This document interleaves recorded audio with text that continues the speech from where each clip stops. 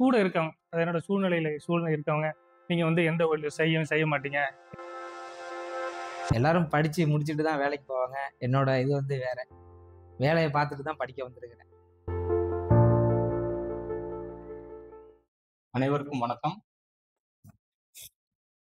என் பேர் தாரிக் சையத். நாகப்பட்டினம் மாவட்ட தொழில் மையத்தோட முன்னாள் பொது மேலாளர். தற்சமயம் பணி மாறுதல் காரணமாக திருப்பூர் மாவட்ட தொழில் மையத்தில் உதவி இயக்குனராக பணியாற்றி வரேன். நீட் திட்டம் மூலியமா பயன்பெற்ற நமது நாகப்பட்டினம் மாவட்டத்தில் பயன்பெற்ற ஒரு 2 தொழில் முனைவோர்களை கூப்பிட்டு இன்னைக்கு அவங்க கிட்ட நம்ம பேச போறோம். அதுல முதலாவதாக திரு எம் ராஜேந்திரன் அவர்கள். ஆயில் டேங்கர் லாரி, நம்ம நீட் திட்டம் மூலியமாக ஆயில் டேங்கர் லாரி பிஸ்னஸ் வந்து நடத்திட்டு வர்றாரு. ஆயில் டேங்கர் லாரினா நம்ம நடமாடும் ஃபியூவல் ஸ்டேஷன் சொல்றோம். ஸோ அந்த பிஸ்னஸ் வந்து நம்ம ராஜேந்திரன் நடத்திட்டு வர்றாரு. இரண்டாவதாக திரு அருள். இவர் வந்து ரூஃபிங் ஷீட் மேனுஃபேக்சரிங், மெட்டல் ஷீட்லாம் போடுறோம்ல, அந்த ரூஃபிங் ஷீட் மேனுஃபேக்சரிங் தொழில் வந்து நடத்திட்டு வரும். ஸோ இன்னைக்கு இவங்க கிட்ட இந்த நீட்ஸ் திட்டம் மூலியமா இவங்க எப்படி பயனடைந்தார்கள், இவங்க வந்து என்னென்ன சவால்களை எதிர்கொண்டார்கள், இந்த ப்ராஜெக்டை அடுத்த லெவலுக்கு அவங்க எப்படி கொண்டு போறாங்க, புதுசா தொழில் தொடங்கணும்னு நினைக்கிறவங்களுக்கு இந்த மாதிரி திட்டங்கள் வந்து எவ்வளவு முக்கியமானதாக இருக்கு. ஸோ இந்த மாதிரி விஷயம் எல்லாம் நிறைய கிட்ட நம்ம பேசி தெரிஞ்சுக்க போறோம். ஸோ இந்த 2 பேர்த்தையும் இந்த மன்றம் சார்பாக திரும்பியும் நான் வந்து வரவேற்கிறேன். முதலாவதாக நம்ம ராஜேந்திரன் அவர்கள்கிட்ட நம்ம கேள்வி ஆரம்பிக்க போறோம். வணக்கம் ராஜேந்திரன். வணக்கம் சார். நீங்க உங்களோட கேரியர் பாத்தீங்கன்னா, நீங்க வந்து உடற்பயிற்சி பட்டம் பெற்றிருக்கீங்க. அதன் அடிப்படையில நீங்க உடற்பயிற்சி டீச்சராகவும் ஸ்கூல்ல ஒர்க் பண்ணிட்டு இருந்தீங்க இல்லையா? அப்போ உங்க கேரியர் வந்து நீங்க சரியா தான் பிளான் பண்ணிருக்கீங்க. அப்படி இருக்கும்போது எப்படி ஒரு ஆயில் டேங்கர் வாங்கி ஒரு தொழில் முனைவோர் ஆகணும் அப்படிங்கிற எண்ணம் வந்து உங்களுக்கு எப்படி வந்துச்சு? என்னோட லைஃப்ல வந்து உடற்கல்வி ஆசிரியர் ஆகணும்னு சொல்லிட்டு ஒரு தீராத தாகம் இருந்துச்சு. இப்படி இருந்தாலும் எனக்கு அது போதிய வருமானம் தரக்கூடியதாக இல்லை. அதாவது என்னோட சூழ்நிலையில கொஞ்சம் பின்தங்கிய என்னோட பொருளாதார சூழ்நிலையில் நான் பின்தங்கியே இருந்தேன். இருந்தாலும் ஒரு தொழில் செய்யணும், தொழில் முனைவராக ஆகணும் அப்படின்னு சொல்லிட்டு ஒரு ஆர்வம் இருந்துச்சு. எனக்கு ஆர்வம் என்னன்னா, பெருசா எதா இருந்தாலும் பெரிய தொழில் செய்யணும் அப்படிங்கிற ஒரு ஆர்வம் இருந்துச்சு. அப்படிங்கும்போது மத்தவங்கள்ட்ட நான் அத கேட்பேன். இந்த தொழில் செய்யலாமா? இல்ல அந்த தொழில் செய்யலாமா? அப்படின்னு ஒவ்வொன்னையும் நான் கேட்கும்போது, எனக்கு ஒரு பெட்ரோல் பங்க் தான் வைக்கணும் அப்படிங்கிற ஒரு எண்ணம் ரொம்ப மனசுக்குள்ள ரொம்ப ஒரு ஆழமிட்டு இருந்துச்சு. சரின்னு சொல்லிட்டு நான் பெட்ரோல் பங்குக்கான கார்ப்பரேஷன் 2018ல வந்துருந்துச்சு. நானுக்கும் அதுக்கும் அப்ளை பண்ணியிருந்தேன். அதாவது 2014ல கோர்ட் கேஸ்ல இருந்ததுனால 2018ல தான் அந்த விளம்பரமே வந்துச்சு. அப்போ 2018ல வரும்போது அதுல நெறைய ரிஸ்ட்ரிக்ஷன் குடுத்திருந்தாங்க. அதாவது இடம் இருந்தாலும் இல்லனாலும் அப்ளை பண்ணலாம். இப்போ சொந்த இடம் இல்லனாலும் வாடகை இடம் இருந்தா பண்ணலாம். அப்ளை பண்ணலாம் அப்படின்னு சொல்லியிருந்தாலும், ரொம்ப ஆர்வத்துல நானும் சொந்த இடம் இல்லாம வாடகை இடமா இருந்தாலும் ஒரு அப்ளை பண்ணியிருந்தேன். எதிர்பாராத விதமா எனக்கு அந்த குழுக்கள்ல கிடைக்காம போச்சு. சரின்னு சொல்லி ரொம்ப ஆர்வமா இருந்தேனே, விட்டுட்டேனே அப்படின்னு சொல்லிட்டு ரொம்ப கஷ்டமான சூழ்நிலையா இருந்தேன். அப்படி இருக்கும்போது, இன்னும் சரி இத விட்டுட்டு வேற பண்ணலாம் அப்படின்னு சொல்லிட்டு, ஒரு பைக் ஷோரூமா இல்ல வேற ஏதாச்சும் பண்ணலாம் அப்படின்னு சொல்லிட்டு ஆர்வமா இருக்கும்போது, என்னோட கூட இருக்கவங்க, என்னோட சூழ்நிலை இருக்கவங்க, நீங்க வந்து எந்த ஒரு செய்ய மாட்டீங்க. நீங்க எதா இருந்தாலும் பெருசா ஆசைப்படுறீங்க. அதனால உங்களால செய்ய முடியாது. ஒரு சின்ன தொழிலா இருந்தாலும் செய்யுங்க அப்படின்னு சொன்னாங்க. ஆனா எனக்குள்ள என்னன்னா, எனக்கு இப்ப வச்சா பெட்ரோல் பங்க் தான் அப்படின்னு சொல்லிட்டு ஒரு தீராத மோகத்திலேயே இருந்தேன். அப்படி பார்க்கும்போது அது கொரோனா காலகட்டத்தில 2019, 20ல ஒரு இந்தியன் ஆயில் நிறுவனத்தின் மூலம் தினத்தந்தி பேப்பர்ல ஒரு விளம்பரம் வந்துருந்துச்சு. இது மாரி ஒரு வீடு தேடி டீசல் தேவை திட்டத்த அறிமுகம் செய்றாங்க. அதுக்கு தேவையான அதாவது அவங்களுக்கு தேவையான டாக்குமெண்ட் கேட்கறத விட, அப்ளை பண்ணியிருந்தா போதும்னு சொல்லிட்டாங்க. அதாவது இன்னென்ன டாக்குமெண்ட் வச்சிருந்தா போதும்னு சொல்லல. நீங்க இந்த டாக்குமெண்ட் அப்ளை பண்ணியிருந்தா போதும். அதுக்கு நீங்க எலிஜிபிள் தான். உங்களுக்கு நான் அந்த வாய்ப்பு தர்றேன் அப்படின்னு சொல்லியிருந்தாங்க. சரின்னு சொல்லிட்டு அந்த கொரோனா காலகட்டத்தில கிட்டத்தட்ட ஒரு 7, 8 டாக்குமெண்ட்ட நான் எல்லாம் ஆடிட்டர் மூலமா வாங்கி அப்ளை பண்ணிட்டேன். அப்ளை பண்ணும்போது லாக்டவுன் போட்டாங்க. லாக்டவுன் போட்ட உடனே இன்டர்வியூ என்ன வந்து சென்னைக்கு வர சொல்றாங்க. சென்னைக்கு வரும்போது என்ன வந்து கொரோனா இன்ஜெக்ஷன் போட்டிருக்கணும் அப்படின்னு சொல்லிட்டு ஒரு கெடுபிடியான காலகட்டங்கள்ல நான் இங்கேருந்து ஒரு கார் எடுத்துட்டு போய் அங்க இன்டர்வியூ அட்டெண்ட் பண்றேன். இன்டர்வியூல நான் செலக்ஷன் ஆகிறேன். அவங்க வந்து நேரா இந்தியன் ஆயில் நிறுவனம் நேரா சென்னை ஆஃபீஸ்லேருந்து திருச்சி ஆஃபீஸுக்கு என்ன ஃபார்வர்ட் பண்ணிடுறாங்க. சரி திருச்சி ஆஃபீஸுக்கு நான் போகும்போது அவங்களோட டாக்குமெண்ட்லாம் வெரிஃபிகேஷன் உங்களுக்கு நாங்க சேங்ஷன் பண்ணிக்கிறோம். நீங்க இப்போ ஒரு ப்ரொபோசனல் அக்ரீமெண்ட் ஒண்ணு சைன் பண்ணீங்க. அதுக்கு பிறகு வண்டி வாங்கிட்டு வந்து நீங்க வந்து ஃபியூல் என்ட் அக்ரீமெண்ட்டா நீங்க பண்ணிக்கலாம் அப்படின்னு சொன்னாங்க. சரின்னு சொல்லிட்டு அவங்கள்ட்ட ஒரு அக்ரீமெண்ட் வாங்கிக்கிட்டு நேரா நான் மாவட்ட தொழில் மையம் மூலமா வந்து ஃபர்ஸ்ட் வந்து அணுகுனேன். அவங்க அதெல்லாம் என்னோட சர்டிஃபிகேட் எல்லாம் வெரிஃபிகேஷன் பண்ணிட்டு, ஓகே இத நம்ம பண்ணிடலாம் அப்படின்னு சொல்லிட்டு ஒரு மாவட்ட ஆட்சியர் மூலம் ஒரு நேர்முக இன்டர்வியூக்கு என்ன அரேஞ்ச் பண்றாங்க. அப்பவுமே அது கொரோனா கெடுபிடி காலங்கள். நான் அன்னைக்கு ஒரு நாள் மட்டும் தான் போயிருந்தேன். அவங்க சார்கிட்ட போய் அப்போ வந்து மாவட்ட ஆட்சியராக அருண் தம்புராஜ் சார் இருந்தாங்க. சொல்லிட்டு அவங்ககிட்ட போய் காமிச்சு, என்ன செய்ய போறீங்கன்னு கேட்டாங்க.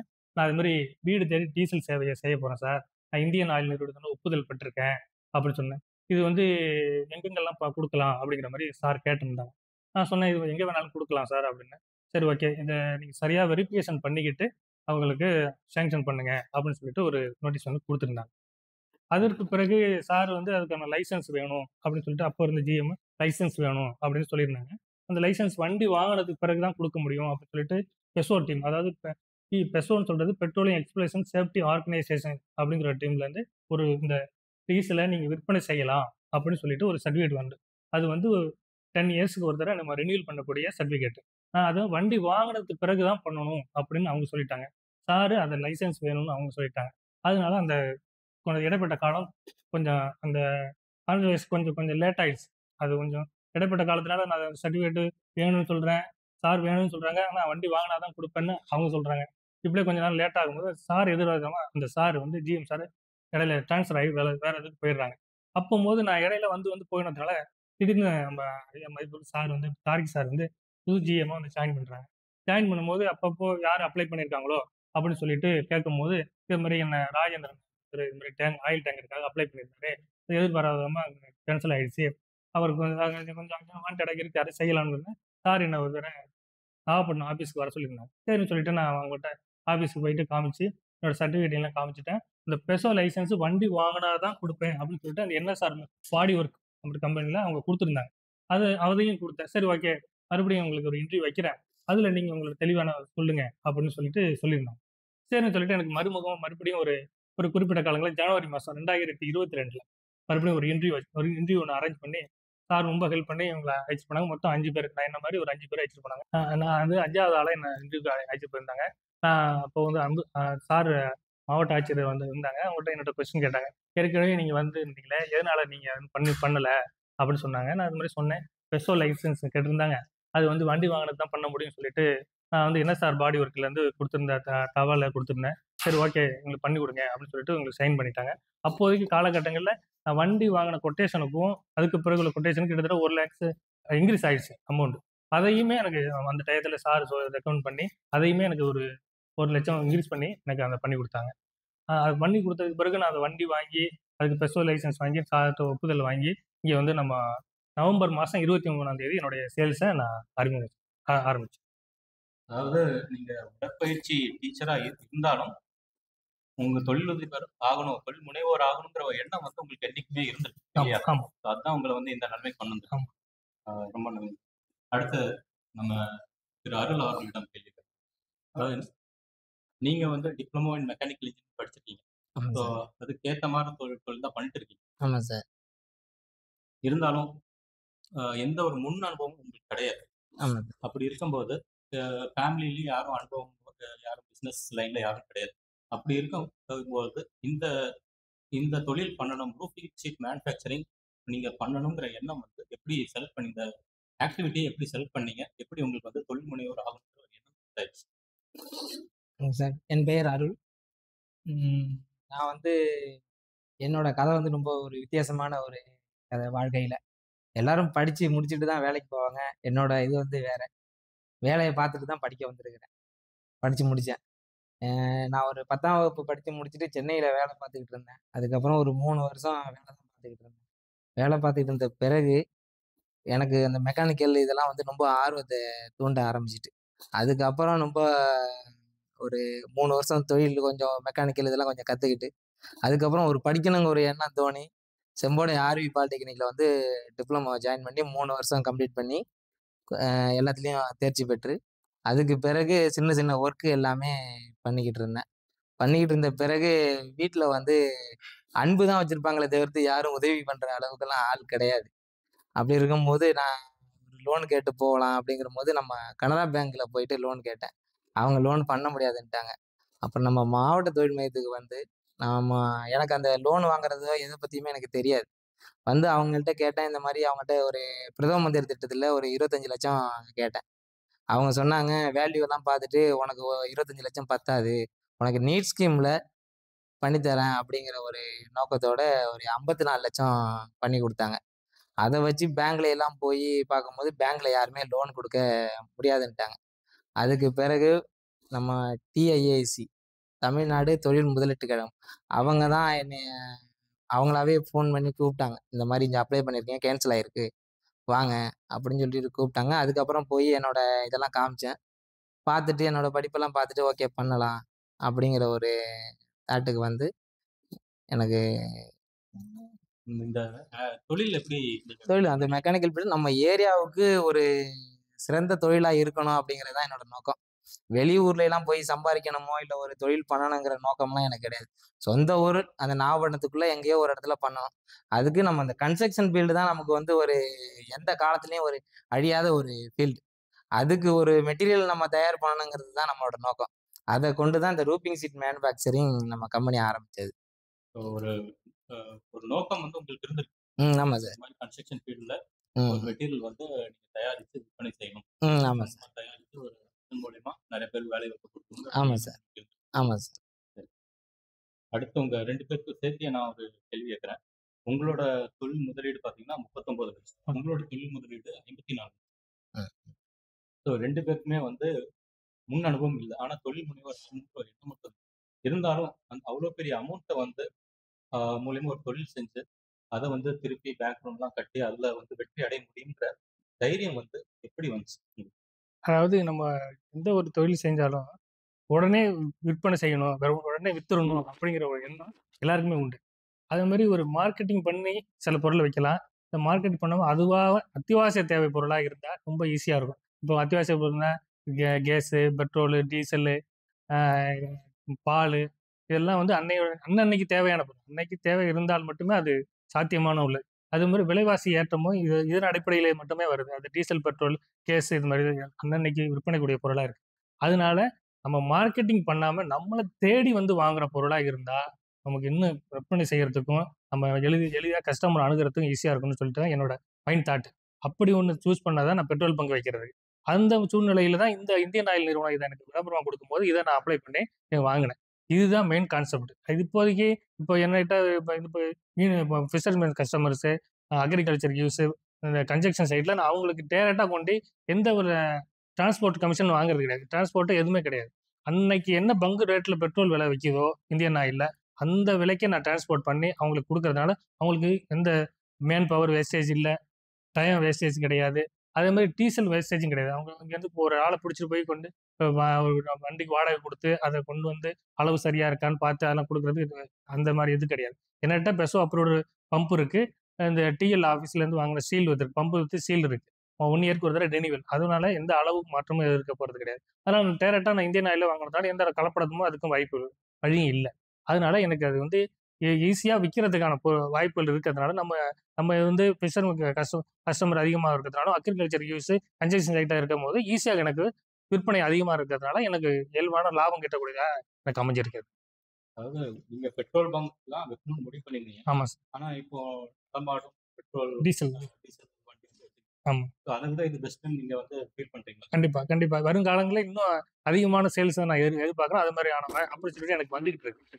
இப்போ டீசல் மட்டும் தான் இல்லை தவிர வருங்காலங்களில் அதை நான் ஆயிலும் ஆயிலும் அதிலேயே சேல்ஸ் பண்ண போறேன். அடுத்தது டிஇ அப்படின்னு சொல்லுவாங்க. அதாவது PS6 வாங்கினவங்களுக்கு யூரியா, அதாவது டீசன்ட் எஃபிஷியன்ட் ஃப்ளூயிட்னு சொல்லுவாங்க. அதையும் நான் விற்பனை செய்யும்போது எனக்கு இன்னும் விற்பனை அதிகரிக்கும். அதனால நான் நம்புறேன். அதாவது உங்களுக்கு பெட்ரோல் பங்க் போற இடத்துல இந்த மாதிரி ஒரு வாய்ப்பு கிடைச்சது வந்து நீங்க வந்து சரியா வந்து உபயோகிச்சு பண்ணிருக்கீங்க. ஆமா கண்டிப்பா. நீங்க சொல்லுங்க, நீங்க எப்படி இந்த இவ்வளோ பெரிய ப்ராஜெக்ட் வந்து தைரியமா இறங்கி? நான் சிறு சிறு வேலையெல்லாம் செஞ்சு கொஞ்சம் வருமானம் பார்த்துக்கிட்டு இருந்தேன். அது வச்சு தான் இப்போ இன்னும் கொஞ்சம் பெருசா முதலீடு போட்டு கொஞ்சம் பெரிய லெவல்ல ஒரு 10 பேருக்கு வேலை கொடுக்கணும் ஒரு நோக்கத்துல தான் இந்த தொழில் ஆரம்பிச்சேன். அதே மாதிரி ஊருக்கு வந்து கொஞ்சம் ஈஸியா வெளியிலேருந்து தான் வருது. நம்ம மாவட்ட தொழில் இதுல மாவட்டத்திலே எதுவுமே கிடையாது. நாகப்பட்டினம் மாவட்டத்திலே இந்த கம்பெனி கிடையாது. வெளியூர்ல இருந்து தான் நமக்கு கொண்டுட்டு வர்றோம். அதை வந்து தவிர்க்கணும். முடிந்த அளவுக்கு நம்மளால தவிர்த்து நம்மளே ப்ராஃபிட் பார்த்து நம்ம மக்களுக்கு கொஞ்சம் சேவை செய்யணுங்கிற ஒரு நோக்கத்துல தான் இது ஆரம்பிச்சது. அதனாலதான் எந்த ஒரு பயமும் இல்லாம கொஞ்சம் ஈஸியா பண்ணேன். அதே மாதிரி சிறிய சிறிய கடைகள்லாம் இருக்கு. அவங்களுக்கெல்லாம் என்கிட்டேருந்து வாங்குறது தான் அவங்களுக்கு ரொம்ப ஈஸியாக இருக்கும். வெளியிலேருந்து வாங்குறதுக்கு ரொம்ப பெரிய முதலீடு போடணும். என்கிட்ட ஒரு 1 ஹவர் 2 ஹவர்லேயே நான் நம்ம நாகப்பட்டினம் டிஸ்ட்ரிக்ட்ல எங்கே இருந்தாலும் அந்த பொருளை அந்த கடைக்கு டிஸ்ட்ரிபியூட் பண்ணிடுறேன். அவங்க மக்களுக்கு கொடுத்துட்றாங்க. டைரெக்டாக மக்களும் வந்து நம்மகிட்ட வாங்குறதுனால அவங்களுக்கும் ஒரு பெனிஃபிட் இருக்குது. அதனால நல்ல ஒரு மூவ்மெண்ட் இருக்கும் அப்படிங்கிற ஒரு நம்பிக்கையில் தான் நல்லா பெரிய ஒரு பயப்படாமல் இறங்கினேன். இப்போ அது நல்லா தான் சக்ஸஸ்ஃபுல்லாக போயிட்டு இருக்கு. அதாவது நீங்க இந்த சுற்று வட்டாரத்துல ரூஃபிங் ஷீட் மேனுஃபேக்சரிங் தொழில் யாரும் பண்ணல.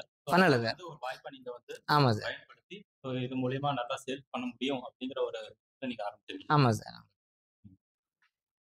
இருந்தாலும் roll forming machine, cutting machine, welding machine இந்த மாதிரி நிறைய மிஷின் வந்து உங்க தொழில வந்து இன்வால்வ் ஆகுது. இதுக்கெல்லாம் வந்து முன்னனுபவம் தேவைப்படாதா? இல்லை சார், மெக்கானிக்கல் எல்லாமே ஓரளவு காமன் தான் சார். என்னோட ஒரு 3 இயர்ஸ் எக்ஸ்பீரியன்ஸில் அனைத்துமே நான் எல்லாமே பார்த்துட்டேன். அதை இங்கே பண்ணுறதுக்கு எனக்கு ரொம்ப எளிதாக இருக்குது. மெயின்டெனன்ஸ் எல்லாம் என்ன பண்றீங்க? மெயின்டெனன்ஸ் எல்லாமே ரொம்ப அதிகமாக இருக்காது சார். இது அதனால தான் சார் நம்ம ஏரியாவில் வந்து ஒரு பொருளை வாங்கி கொண்டுட்டு வந்து பண்ணுறதெல்லாம் வந்து ஒரு சாத்தியப்படாத விஷயம். அதனால சார் ஒரு மெயின்டெனன்ஸ் அதிகமாக இருக்கக்கூடாதுங்கிறதுக்காக தான் இந்த தொழிலை தேர்ந்தெடுத்தேன். மெயின்டெனன்ஸ் ரொம்ப ஃப்ரீ சார். மேன் பவர் மட்டும்தான் சார். உங்க அனுபவத்துல இதை பத்தி உங்களுக்கு நல்லா ஒரு விஷயம் வந்து தெரிஞ்சிருக்கு. ஆமாம் சார். மெக்கானிக்கல் அப்படின்னாலே ஒரு காமனான ஒரு விஷயம் இது. அதனால தான் இது நம்ம தைரியமா இருக்கும். அடுத்து திரு ராஜேந்திரன், இப்போ நீங்க வந்து டீசல் விற்பனை பண்ணிருக்கீங்க. டீசலோட விலை வந்து மாறிட்டே இருக்கு. ஒரு நாள் வந்து கான்ஸ்டன்டா இதில் இப்போ கொஞ்ச நாள் இருந்தாலும் அது வந்து மாறிட்டே இருக்கு. இருந்தாலும் பம்ப் ஸ்டேஷன்ல விலை நிர்ணயத்துக்கும் உங்களோட நிர்ணயத்துக்கும் வித்தியாசம் இருக்கா? ஏன்னா நீங்க வந்து உங்களுக்கு டிராவலிங் சார்ஜஸ் சேரும், வேப்பர் ஆகும். ஸோ இதெல்லாம் வந்து எப்படி நீங்க ஓவர் கம் பண்ணி நீங்க லாபம் பார்க்குறீங்க?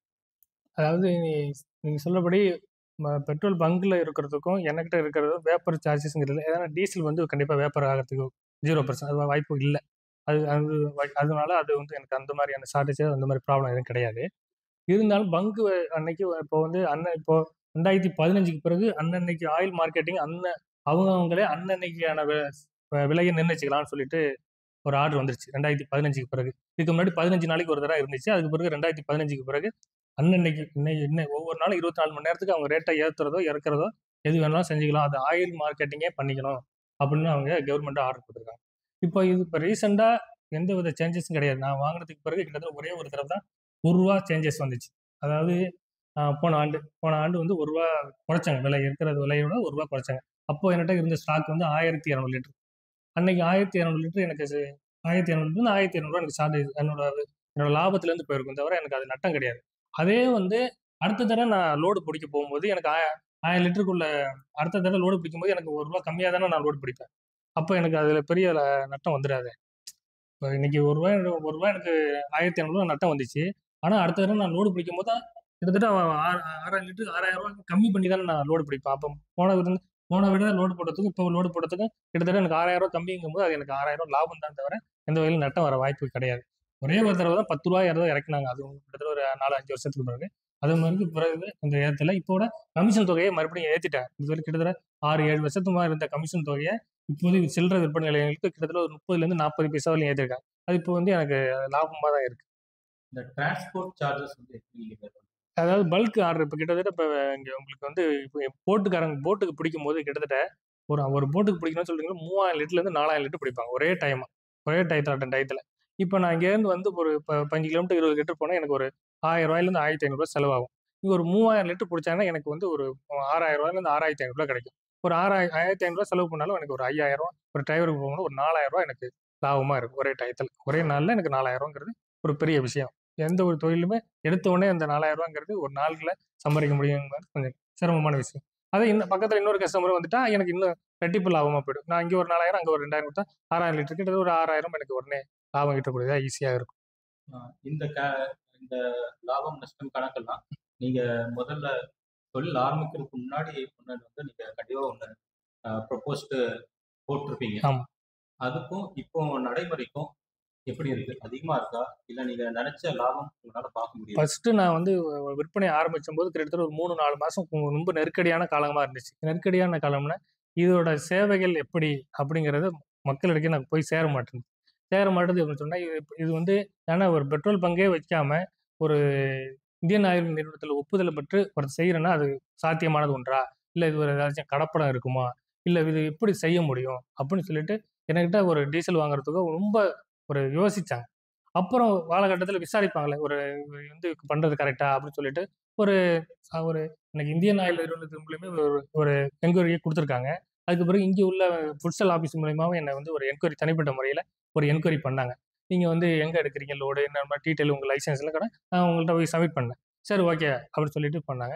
பட் இத நான் கமர்ஷியலா குடுக்குறேன். கமர்ஷியல் பர்ப்பஸ் நான் ரீட்டெயில்னா இப்ப வண்டிகளுக்கு, கார்களுக்கு நான் போட முடியாது. பட் ஆனா ஒரு கேம்பஸ்க்குள்ள ஒரு காலேஜோ, ஒரு ஸ்கூலோ, ஒரு கேம்பஸ்க்குள்ள நான் அத ஒரு ஜெனசெட்டுக்கோ இல்ல போடுறதுக்கு எனக்கு அனுமதி இருக்கு. போட்டு ரோட்ல நிக்கிற வாகனங்களுக்கு நான் குடுக்குறதுக்கான பர்மிஷன் இல்ல. அது யாருமே சொல்லியிருக்காங்க. எமர்ஜென்சி வெஹிக்கிள் அதாவது போலீஸோ, ஒரு ஃபயர் ஆக்சிடென்ட் ஜோனுக்கு நீங்க குடுக்கலாம் அப்படின்னு சொல்லியிருக்காங்க.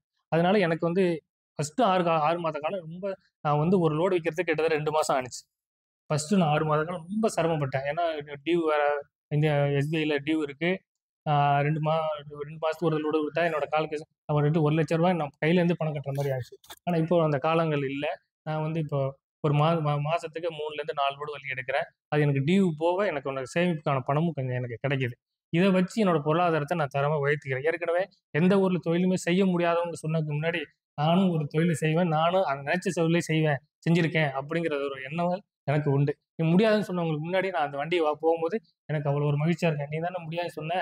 பாரு உன் வீட்டு வழியாவே போய் வந்துட்டு நான் டீசல் விக்கிறேன் பாரு." அப்படிங்கிற ஒரு எண்ணம் எனக்குள்ள இருக்கு. அது தலைக்கனம் கிடையாது. அவங்க சொன்னாங்கல்ல, என்னால உன்னால எந்த ஒரு செயலும் செய்ய முடியாதுன்னு சொன்னாங்கல்ல, அத நான் செஞ்சு காட்டிட்டேன் அப்படிங்கிறது தான் எனக்கு. அதாவது எந்த ஒரு தொழில் புதுசா தொழில் தொடங்கும் போதும் அந்த ஆரம்ப காலகட்டத்துல ரொம்ப ரொம்ப கஷ்டம். கஷ்டமா தான் இருக்கும். கண்டிப்பா. அதை எப்படி ஓவர் கம் பண்றோம்? அதை வச்சுதான் உங்களோட தொழில் நிலைக்குமா, நிலைக்காத உங்களோட ஹார்ட் ஒர்க் எவ்வளவு நீங்க போடுறீங்க, அதை வச்சுதான் வந்து உங்களோட தொழிலோட வளர்ச்சி இருக்கு. ஆமா.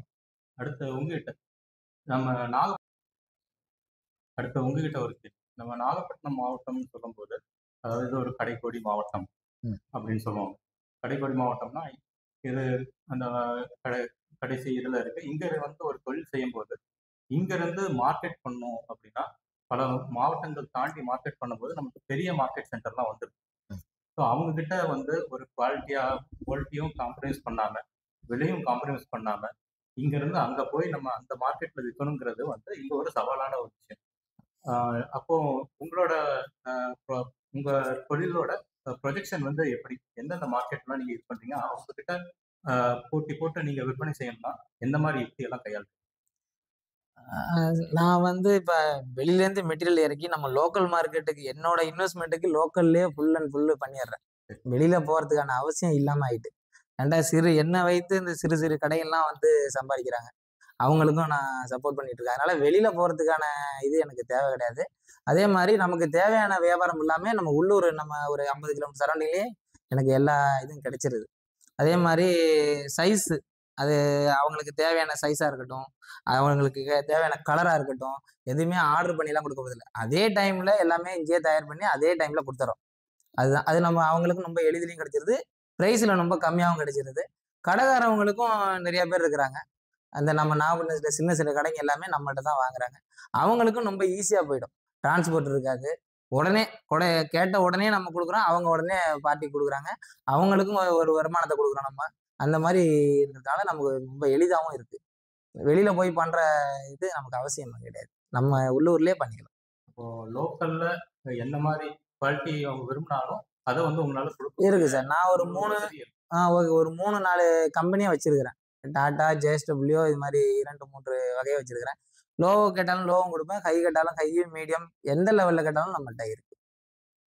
இன்னொரு பின்னாடி உங்க தொழில் வளர்ச்சி அடையணும்னா கண்டிப்பா நீங்க வந்து இதை தாண்டியும் நீங்க வந்து விற்பனை செய்யணும். அப்படி இருக்கும்போது என்ன மாதிரி பண்ணலாம்னு பிளான்? இன்னும் இருக்கு சார். டைல் சீட் இருக்கு, டைல் ரூஃப் இருக்கு, ஜிசி இருக்கு. அது எல்லாமே நம்ம ஏரியாவிலேயே இல்ல சார். ஷட்டர் மிஷின் இருக்கு. இப்ப அடுத்த கான்செப்ட்டுக்கு அதுதான் சார் நான் பண்ண போறேன். ஏன்டா இதுவும் ஐடியாவுல இருந்து நம்மள்ட்ட அமௌண்ட் இல்லாததுனால இப்ப ஒண்ண மட்டும் பண்ணியிருக்கிறோம். இப்ப அடுத்தது இதுவும் பண்ணி வெளி மாவட்டங்களுக்கெல்லாம் எல்லாம் சப்போர்ட் பண்ற அளவுக்கு ரெடி பண்ணிட்டு இருக்கிறோம். அடுத்து திரு ராஜேந்திரன் அவர்களிடம், இப்போ நீங்க இந்த பிசினஸ் வந்து நல்லபடியா பண்ணிட்டு இருக்கீங்க. ஆனா எந்த ஒரு பிசினஸ் புதுசா வந்தாலும் அதற்கு போட்டியாளர்கள் சொல்லி வருவாங்க. கண்டிப்பா. இந்த தொழிலையும் எந்த தொழில எடுத்தாலும் ஒரு போட்டியாளர்கள் வந்து கண்டிப்பா உருவாக செய்வாங்க. நிறைய தொழிலதிபர் உருவாக்குறது தான் எங்களோட வேலை. அப்படி இருக்கும்போது புதுசாக போட்டியாளர்கள் வந்தா உங்களோட தொழில் இதே நிலைமையில மீண்டும் அதையும் தாண்டி வளர்ச்சி பெறுவதற்கு என்ன பிளான் வச்சிருக்கீங்க?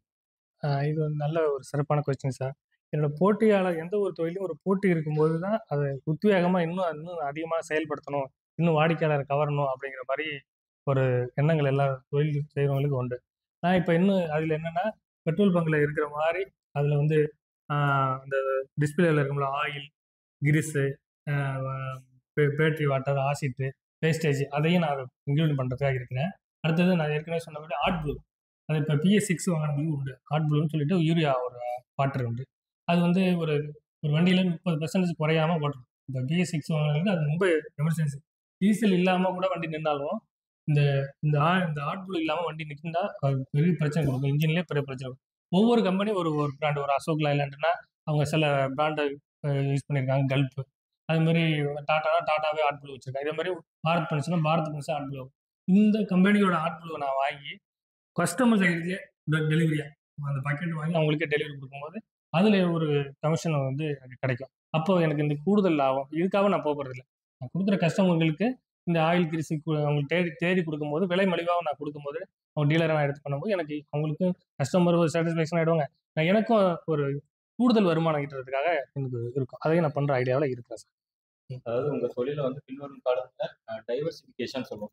ஸோ அந்த மாரி நீங்க அத கொண்டு போய் இன்னும் லாபம் அடையலாம் என்று ஒரு பிளான் வச்சிருக்கீங்க. வச்சிருக்கேன். அதாவது அதே கேள்வியை திருப்பி உங்ககிட்டயும் கேட்கிறேன். நீங்களும் ஒரு குக்கிங் ஷீட் மேனுஃபேக்சர் பண்ணிட்டு இருக்கீங்க. நீங்க நல்லா பண்ணிருக்கீங்க. அப்போ உங்கள பார்த்து நெறையா பிளேயர்ஸ் வந்து வருவாங்க. அதாவது ஒரு நல்ல தொழில் யார் நல்ல தொழில் பண்ணிட்டு இருந்தாலும், அதை பார்த்து அதே தொழில் பண்ணக்கூடியவங்க நெறைய பேர் வருவாங்க. அப்படி இருக்கும்போது உங்க கஸ்டமர்லாம் எப்படி நீங்க புடிச்சிருப்பீங்க? எப்படி இந்த தொழில வந்து அதே வளர்ச்சியோட, அதே ஆ உத்வேகத்தோட எடுத்துட்டு போவீங்க? அதான் சார், இந்த ரூப் சீட்லயே டைப் ஆஃப் நிறையா இருக்கு சார். அது இப்போ நம்ம இப்போ ஃபர்ஸ்ட்டு ஒரு இன்வெஸ்ட்மென்ட் பண்றாங்கன்னா, அந்த ஒரு இதுக்கு மட்டும் தான் பண்ணுவாங்க. நம்ம இப்போ ஃபர்ஸ்ட்லேருந்து இப்போ அடுத்த ஸ்டெப்புக்கு போயிடுவோம். அவங்க ஃபர்ஸ்ட் ஸ்டெப்லயே இருப்பாங்க. நம்ம அடுத்த ஸ்டெப் போகும்போது மார்க்கெட் கொஞ்சம் ஈஸியா பண்ணலாம். அதுவும் இல்லாம நம்ம பழைய ஆளுங்கள வந்து நம்மள தான் கொஞ்சம் ஃபாலோ பண்ணுவாங்க. ஒரு சில பேர் மாற்றம் பண்ணுவாங்க. அவங்க ஒரு சிலது மாற்றம் குறைய தான் செய்யும். அதுக்கு பிறகும் குறைஞ்சது அப்படின்னா, வேற ஒரு டிஸ்ட்ரிக்ட்ல ஒரு பெரிய யூனிட்டா, இதை விட பெரிய யூனிட்டா பண்ணி, எல்லா பக்கமும் டிஸ்ட்ரிபியூட் பண்ற மாரி தான் நான் கம்பெனி ஆரம்பிக்கிறேன். அதான் சார் என்னோட நோக்கத்துல இருக்கு. பின்னாடி வந்து இந்த தொழில வந்து கண்டிப்பா விரிவாக்கம் பண்ணுவீங்க. கண்டிப்பா விரிவாக்கம் பண்ணுவோம் சார். இதோட முடிவுறதில்ல. இதோட இன்னும் ஒரு பல மடங்கு இருக்கு சார். அத ஃபுல்லாமே விரிவாக்கம் பண்ணி, ஒரு 100 பேருக்கு மேன் பவருக்கு வேலை குடுக்குற அளவுக்கு அந்த அளவுக்கு உங்களுக்கு வந்து உற்பத்தி பண்ணுவேன். தொலைநோக்கு பார்வையோட கண்டிப்பா சார். கண்டிப்பா ஏன்னா சார். அந்த அளவுக்கு இருக்கணும். நீங்க உற்பத்தி சார்ந்த தொழிலா இருக்கிறதுனால, மாவட்ட தொழில் மையம் நீங்க அடுத்த விரிவாக்கம் சொல்லி போம்போது, அதுக்கும் வந்து உதவி செய்ய ரெடியா இருக்கு. ஆமா அதையும் சார். நீங்க அவங்களும் இப்ப அப்ரோச் பண்ணிட்டு இருக்காங்க சார். இப்போ எந்த அளவுக்கு பண்ணாலும், நீங்க என்கிட்ட சொல்லிட்டு பண்ணுங்க. எல்லா உதவியும் பண்றேன் அப்படிங்கிறாங்க. ஏன்னா எல்லாமே கரெக்ட்டா தான் பண்ணிட்டு இருக்கிறதுனால, எல்லாமே புதுசா இருக்கு. வயசு கம்மியா இருக்குன்றனால, இளைஞர்களுக்கு ஒரு புதுசா எல்லாம் வேலைவாய்ப்பு எல்லாமே கொஞ்சம் இன்ட்ரோடியூஸ் பண்ணி விடுங்க அப்படிங்கிற ஒரு நோக்கத்துல எல்லாருமே கேட்கறாங்க. அதுக்கு தகுந்த மாரி நாங்க எல்லாம் பண்ணுவோம். இப்போ நீங்க எவ்வளவு வருஷமா இப்போ இந்த தொழில்ல இருக்கீங்க? இப்போ 1 இயர் ஆயிடுச்சு சார். 1 1 இயர் வருஷம் கம்ப்ளீட் ஆயிடுச்சு. ஆயிடுச்சு. 1 வருஷம். ஸோ ஒரு அனுபவம் வந்து உங்களுக்கு கிடைச்சிருக்கு. கண்டிப்பா சார். இப்போ புதுசா இதே மாரி அ ஒரு தொழில்முனைவோர் ஆகணும் அப்படின்னு நினைக்கிறவங்களுக்கு, அ அவங்க என்ன என்ன மாரி அட்வைஸ் நீங்க குடுக்கணும்னு நினைக்கிறீங்க? இப்ப புதுசா தொழில் தொடங்குறவங்களுக்கு என்ன அப்படின்னா, ஒரு இளைஞர்களா இருந்தாலும், தொழில் தொடங்குறவங்க என்னன்னா, ஒரே இதுல அதாவது இன்னைக்கு ஆரம்பிச்சு நாளைக்கே பெரிய ஆள் ஆகணும் அப்படிங்கிற ஒரு எண்ணம் பரவலாவே இருக்கு. அது வந்து தொழில்ல வந்து சாத்தியமே கிடையாது. அது வந்து தொழிலுங்கிறது இப்ப ஆரம்பிச்சு கொஞ்சம் கொஞ்சமா மார்க்கெட்டிங் பண்ணி கொஞ்சம் கொஞ்சமா இப்ப விக்கிறது கிட்டத்தட்ட 1 1/2 இயர் ஆயிடும். அப்ப கிட்டத்தட்ட நவம்பர் 2021 ஆரம்பிச்சு இப்போ ஒரு 1 வருஷம் 1 மாசம் ஆயிருக்கு. இப்ப இவ்வளவு இதுக்கு இடையில நான் எவ்வளவு போராட்டங்களை சந்திச்சிருப்பேங்கிறது எனக்கு நான் அதான் சொல்றேன் 2 மாசத்துல தான் ஒரு லோடே விக்கிற மாதிரி சூழ்நிலை இருந்துச்சு. அதுக்கு பிறகு நான் மார்க்கெட்டிங் பண்ணி ஒவ்வொரு கஸ்டமரா போய் வீடு தேடி பார்த்து அவங்களுக்கு விசிட்டிங் கார்டு குடுத்து அவங்களோட அதாவது அந்த பெட்ரோல் பங்க்ல வாங்குறதுக்கும் எனக்கும் என்ன வித்தியாசம் அப்படிங்கிறத அவங்களுக்கு தெளிவுபடுத்தி அதுக்கு பிறகு நான் மார்க்கெட்டிங் புடிச்சு இப்போ நான் சேல்ஸ் பண்ணிட்டு இருக்கேன். இப்ப இளைஞர்கள் என்ன உடனே இந்த சூரிய வம்சத்துல ஒரு படம் வரும்ல, நட்சத்திர ஜன்னலில் வானம் எட்டி பார்க்குது. அந்த படத்துல வர மாரியே பாட்டு முடியறதுக்குள்ள பெருசாயிடணும் அப்படின்னு நினைக்கிறாங்க. அது வந்து சாத்தியமே கிடையாது. அண்ணா பட படத்துல போய் ரஜினி வந்து சைக்கிள்ல பாலைவரம் பண்ணுவாரு. அவருக்கும் அவர் ஃப்ரெண்டுக்கும் ஒரு கான்வர்சே ஆகும். என்னை விட நீ பெரியவனா நான் பெரியவனான்னு சொல்லி ஒரு அவர் வீடெல்லாம் இடிச்சு ஒரு தரமட்டமா இருந்த பிறகு உண்மை வெல்லுவனே அப்படின்னு சொல்லிட்டு ஒரு பாட்டு பாடி வருவார். அது வந்து பால் வைப்பாரு. அதுக்கு பிறகு பாலை மெருகு ஊட்டி பால் கோவா ஆக்குவாரு. அப்புறம் நெய் வைப்பாரு, தயிர் வைப்பாரு. அப்படி படிப்படியா போய் அவரோட அவருடைய எதிர்த்த அவன் நண்பனையே பெரிய ஆளாகி அவன் வீட்டை வாங்குற அளவுக்கு முயற்சி பண்ணி பெரிய ஆளாயிடுவார். இதுதான் சாத்தியம் தவிர சூரிய மிஷனத்துல இருக்கிற நட்சத்திர அந்த இது சாத்தியம் இல்லைங்க. படிப்படியாக தான் மூவ் பண்ணணும். படிப்படியா தான் ஜெயிக்க முடியும். நானே கிட்டத்தட்ட 2021ல அப்ளை பண்ணி 2023ல தொழிலே தொடங்க முடிஞ்சுச்சு. அதனால அவ்வளவு காலகட்டம் நெருக்கடியான காலகட்டங்களா தான் இருக்கும். இந்த தொழில நீ நீ நின்னு ஜெயிக்கிற அப்படின்னா, நீ கடுமையான உழைச்சால் மட்டுமே சாத்தியம். அது என்னோட இளைஞர்களுக்கு குடுக்குற அட்வைஸா இருக்கும். அது கடுமையான உழைப்பு, பொறுமை. பொறுமை. இது 2ம் வந்து கண்டிப்பா. புதுசா தொழில் தொடங்குறவங்களுக்கு கண்டிப்பா இருக்கணும். கண்டிப்பா இருக்கும். அப்பதான் அவங்க வந்து அவங்களோட கனவு வந்து நிஜமா பண்ணலாம். கேள்வினா, நீங்க வந்து ஒரு உற்பத்தி சார்ந்த தொழில் பண்றீங்க. இதுல வந்து பின்னாடி வந்து நிறைய பேர் வரலாம். அதாவது போட்டி வந்து வரும் இந்த தொழில்நுட்பம். போட்டி வந்து ஆரோக்கியமானதா? இல்ல போட்டிகள் இருக்கக்கூடாதா? போட்டிகள் கண்டிப்பா இருக்கும் சார். அது எந்த தொழில் எடுத்தாலும் போட்டிகள் இருக்கும். அதையும் தாண்டி வர்றது தான் சார் வெற்றி பாதை. அதுக்கான நம்ம ஒரு குவாலிட்டி எல்லாமே பண்ணும்போது அதுக்கு சப்போர்ட்டிங்கா தான் சார் இருக்கும். அது எப்படி சொல்ல வர்றது? என்னோட வாழ்க்கையிலேயே ரொம்ப பெரிய கஷ்டமான இதெல்லாம் அனுபவிச்சிருக்கேன் சார். இப்போ 2021ல சார் சொல்ற மாரி 2021ல லோன் சேங்ஷன் பண்ணேன். 33,00,000 ஒருத்தர நம்ம குடுத்த அட்வான்ஸே ஏமாத்திட்டு கம்பெனிய மூடிட்டு போயிட்டாரு. அதையும் தாண்டி தான் நான் இப்போ ஒரு லோன் மறுபடி அதுல லோன சேங்ஷன் பண்ணி அதே அமௌண்ட்ட வாங்கி நான் கை காசு போட்டு, இப்ப ரொம்ப கஷ்டப்பட்டு தான் சார் அந்த கம்பெனிய உருவாக்கி இப்ப தான் சார் 6 மாசம் ஆகி இப்ப நல்லபடியா ரன் ஆகி போயிட்டுருக்கு சார். அது மாரி நெறைய பேரு ஏமாற்றுறதுக்குன்னு ஒரு குரூப்பும் இருக்கிறாங்க. அதையும் தாண்டி மேல வரணும் சார். இந்த காலகட்டம் அப்படி இருக்கு. அதனால வர இளைஞர்களும் பணம் இருக்கிறவங்க டைரக்ட்டா வந்துருவாங்க. பணம் இல்லாதவங்க கொஞ்சம் கஷ்டப்பட்டு வரணும். எல்லாரும் கொஞ்சம் கவனிப்போட தான் சார் வரணும். ஏமாற்றுறதுக்கு நெறைய பேர் இருக்கிறாங்க. இப்ப இருக்கிற இளைஞர்கள் கிட்ட அந்த மெயினா அந்த போட்டி நினைச்சு நிறைய பேர் வந்து தயங்குறாங்க. இளைஞர்கள் வந்து ரொம்ப நல்லா ஷார்ப்பா நல்லா டெக்னிக்கல் மைண்டா இருந்தா கூட தொழிலதிபர்கள் வரும்போது அந்த போட்டிகள் இருக்கும். அந்த போட்டி வந்து அதுக்கு அவங்க கிட்ட அனுபவம் இல்லை. அந்த விதத்துல போட்டியை கண்டு பயப்படுறாங்க. அவங்களுக்கு வந்து நீங்க என்ன சொல்றாங்க? எதுக்குமே பயந்தா ஆகாது சார். எதா இருந்தாலும் ஃபீல்டுக்குள்ள போகணும், கத்துக்கணும் சார். ஃபர்ஸ்ட்டு தோல்வி மேல தோல்வி வரதான் செய்யும். அத கத்துக்கணும். கத்துக்கிட்டு தான் சார் மேல வரணும். கத்துக்கிட்டு அதுக்கப்புறம் தான் மேல வரணும். ஃபர்ஸ்ட்டு தோல்வி வர்றது வந்து ஒரு சாதாரண ஒரு விஷயம் தான். தோல்வி படுறவங்களுக்கு தான் கஷ்டம் தெரியும். அவங்க தான் அவங்க கடைசியில மேல வருவாங்க. நானும் அந்த கஷ்டத்தை அனுபவிச்சிருக்கேன் சார். அதாவது தோல்விகள் இல்லாம வெற்றி கிடையாது. கிடையாது சார். 4 வருஷம் சார். நான் வந்து கஷ்டப்பட்டுருக்கேன் சார். இது மாவட்ட தொழில் மையம் உங்களுக்கு எப்படியெல்லாம் உதவி? அவங்க ரொம்ப உதவி பண்ணாங்க சார். ஏன்னா நான் சாதாரணமா ஒரு லோன் கேட்ட போய் அவங்க அதுக்கான இத புரிஞ்சுக்கிட்டு, அதுக்கான லோன சேங்ஷன் பண்ணாங்க. உடனே ஒரு 1 1/2 மாசத்துலயே எல்லாம் ப்ராப்பரா பண்ணி குடுத்துட்டாங்க.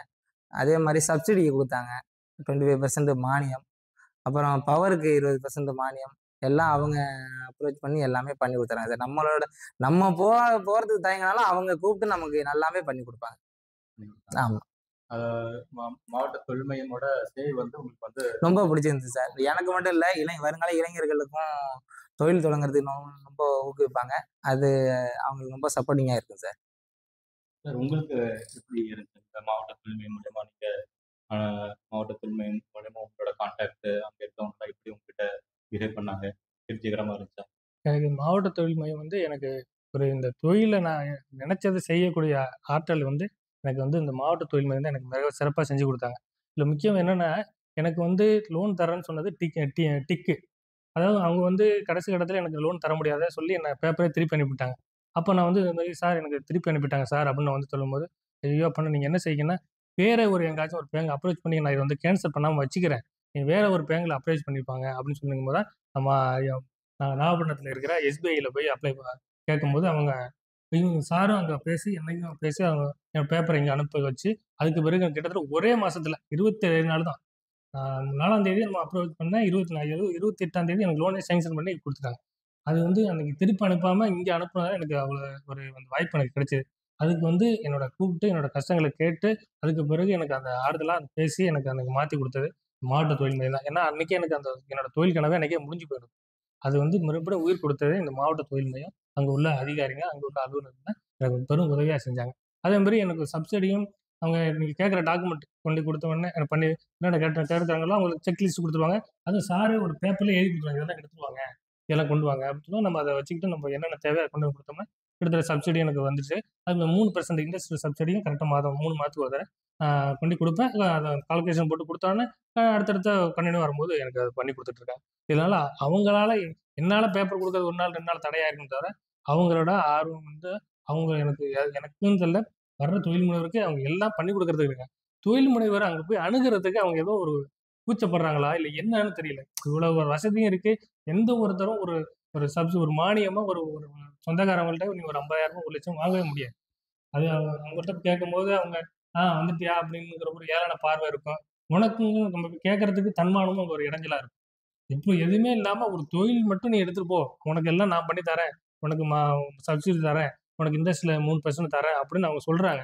அத போய் இளைஞர்கள் கேட்டு அத அவங்களுக்கு தேவையான ஐடியாவ குடுத்து, நீ பண்ணலாம் அப்படின்னு நான் என்ன கேட்கிறேன். அது அது இன்னும் இந்த இந்த இந்த காணொளி பார்க்குறவங்க இளைஞர்கள் யாரா இருந்தாலும், இந்த மாவட்ட தொழில் மையத்த நீங்க நேரடியா அணுகி, உங்களுக்கு உங்களோட ஐடியாவ நீங்க என்ன போனோனே நடக்கணும். போனோனே முடிஞ்சிடணும் அப்படின்னு நினைக்கிறீங்க. அது தவறு. நீங்க போகும் வட்டாரத்துல நீங்க சாரோட இல்லாம போலாம். அவங்க ஒரு மீட்டிங்கோட போயிருக்கலாம். அடுத்த நாள் கூட வந்து பார்க்கலாம். ஆனா நீங்க அடுத்த நாள் மாட்டீங்க. அப்புறம் இன்னொரு நாள் சனி, ஞாயிறு வந்துட்டு, அப்புறம் திங்கட்கிழமை போங்க. திங்கட்கிழமைனா ஒரு மீட்டிங் போகும். நீங்க போங்க காலையில ஒரு ஏர்லியா ஒரு 10 மணிக்கு போட்டீங்கன்னா, உங்க சார் இருக்காங்களா? இல்லையா? இல்ல மதியானம் வருவாங்களான்னு சொல்லுவாங்க. அத கேட்டு நீங்க ஃபாலோ பண்ணாலே போதும். இல்ல நீங்க என்ன கொண்டு வந்திருக்கீங்களோ, அது கையில இன்னொரு அதிகாரி இருப்பாங்க. அவங்க கீழயே ஒரு அதிகாரி வச்சுருங்க. சார் எங்கேயாச்சும் மீட்டிங் போயிட்டா, கீழ ஒரு அதிகாரி யாரும் வந்தா, நீங்க வந்து என்னென்ன குடுக்குறாங்கன்னு சொல்லிட்டு நோட் பண்ணி வச்சுக்கங்க. அத வந்து சார் வந்து ஈவ்னிங் வந்து அத பார்த்து ஃபாலோ பண்ணு. அதே நீங்க வந்திருக்கீங்க. நீங்க வந்து இந்த லெட்டர் குடுக்கல. இத கொண்டாந்து குடுங்கன்னு சொல்லிட்டு அத ஈவ்னிங்கா ஃபாலோ பண்ணி அத வந்து செய்வாங்க சார்.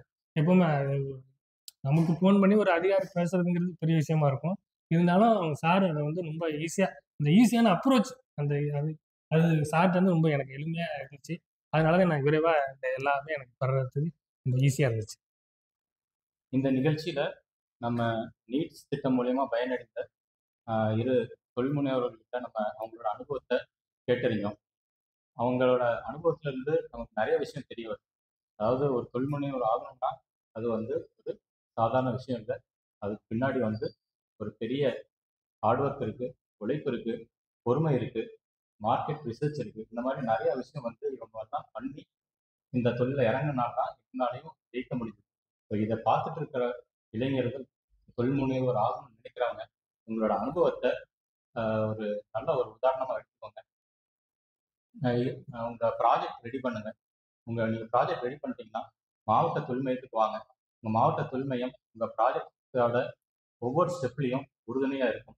அதற்காக நாங்க நிறைய திட்டங்களும் வந்து தமிழ்நாடு அரசு வந்து செயல்படுத்திட்டு வருது. மாவட்ட தொழில் மையத்துல வெறும் இந்த மாதிரி ஸ்கீம் மட்டும் கிடையாது. இதை தவிர வழிகாட்டி மையம் ஒண்ணு இருக்கு. அதாவது என்ன தொழில் செய்யணும்னு தெரியாதவங்க கூட நம்ம ஆஃபீஸ்க்கு வருது. ஸோ அவங்களுக்கு வந்து வழிகாட்டி மையம் மூலமா என்னென்ன தொழில் பண்ணலாம், எப்படி பண்ணலாங்கிற ஒவ்வொரு ஸ்டெப்லையும் நம்ம வந்து உதவி பண்றோம். இதை தவிர ஒரு தொழில் முனைவோர் ஆகணும்னு நினைக்கிறவங்களுக்கு சிங்கிள் விண்டோ ஃபெசிலிட்டேஷன் சென்டர் சொல்லி ஒரு சென்டர் நம்ம ஆஃபீஸில் இருக்கு. தொழில் முனைவோர்களுக்கு அவங்க வந்து எக்ஸ்போர்ட் பண்ணணும்னு நினைக்கும் போது எக்ஸ்போர்ட் கைடன்ஸ் வந்து நம்ம ஆஃபீஸில் இருக்கு. இந்த மாதிரி நிறைய வசதிகள் வந்து நம்ம ஆஃபீஸில் இருக்கு. அதெல்லாம் வந்து மக்கள் அனைவரும் பயன்படுத்தி ஒரு சின்ன ஸ்டெப்ல இருந்து ஃபைனலாக அவங்க வந்து வெற்றி அடைய வரைக்கும் மாவட்ட தொழில் மையத்தோட உதவி வந்து அவங்க வந்து பயன்படுத்திக்கலாம். நாங்கள் அவங்க கிட்ட எதிர்பார்க்கறது ஒண்ணுதான், நல்ல ஒரு ப்ராஜெக்ட், அவங்களோட நல்ல ஒரு ஐடியா. ஸோ இவங்களுக்கு வந்து நல்ல ஒரு ப்ராஜெக்டோட நம்ம ஆஃபீஸ்க்கு வந்தனால தான் இவங்களுக்கு வந்து எங்களால் ஹெல்ப் பண்ண முடியுது. இருந்தாலும் இப்போ நம்ம சாரை பார்க்கும்போது, அருண் சாரை பார்க்கும்போது, அவர் வந்து 25 லட்சம் தான் கேட்டு வந்தார். ஆனா அவரோட ப்ராஜெக்ட் வந்து 25 லட்சம் மதிப்பீடு கிடையாது. அது வந்து அதை விட அதிகமா போகும். அதற்கான ஸ்கீமும் நம்ம கிட்ட இருக்குன்னு சொல்லி அதற்கான கைட் பண்ணி நம்ம வந்து அவரை வந்து ஒரு தொழில் முனைவரா ஸ்கீம் மூலயமா வளர்ந்துருக்காரு. அதே மாதிரி நம்ம ராஜேந்திரன் சாரும் பல வாய்ப்புகள் அவருக்கு கிடைச்சதை நல்லபடியா பயன்படுத்தி, அதாவது அவர் பெட்ரோல் ஸ்டேஷன் தான் இருக்குன்னு நினைச்சாரு. இருந்தாலும் அவருக்கு வந்த வாய்ப்பு ஒரு நடமாடும் பெட்ரோல் லாரி, அது வாங்குற வாய்ப்பு கிடைக்கும் போது அதை கிராப் பண்ணி அதை வந்து நம்ம கிட்ட சொல்லி அதை நம்ம ஹெல்ப் பண்ணி, ஒரு பேங்க்ல கிடைக்கலன்னு சொன்னாலும் நம்ம வந்து அவருக்கு மோட்டிவேட் பண்ணி இன்னொரு பேங்க்ல அப்ளை பண்ணுங்கன்னு சொல்லி அவர் மோட்டிவேட் பண்ணி அவரையும் வந்து நம்ம வந்து தொழில் முனைவர் ஆக்கியிருக்கோம். ஸோ இவங்க வந்து ஒருத்தர் வந்து சர்வீஸ் கேட்டகரி, இன்னொரு பர்சன் வந்து மேனுஃபேக்சர் கேட்டகரி. ஸோ 2 பேரும் அவங்கவுங்க அனுபவத்தை வந்து ஷேர் பண்ணாங்க. இதன் மூலியமா நம்ம வந்து நிறைய படிப்பினை இருக்கு. இதை படிச்சுட்டு சொந்தமா தொழில் தொடங்கணும்னு நினைக்கிறவங்க, அவங்க கனவு வந்து கனவா மட்டும் இல்லாம அதை நனவா நனவாக்கக்கூடிய தன்னம்பிக்கையும் ஆர்வமும் இருந்தால் கண்டிப்பா அவங்களால ஜெயிக்க முடியும் அப்படின்னு சொல்லி இந்த மண்டல மன்றம் இந்த நிகழ்ச்சி நடத்த வாய்ப்பளித்த இந்த மாவட்ட ஆட்சித்தலைவர், மாவட்ட நிர்வாகத்துக்கும் நன்றி சொல்லிக்கிறேன். இங்க நம்ம கூட கலந்துக்கிட்ட நீட்ஸ் தொழில் முனைவோர்கள், நீட்ஸ் திட்டம் மூலியமாக அந்த தொழில் முனைவோர்கள் திரு ராஜேந்திரன் மற்றும் திரு அறிவு அவர்களுக்கும் நான் நன்றியை தெரிவித்துக்கிறேன்.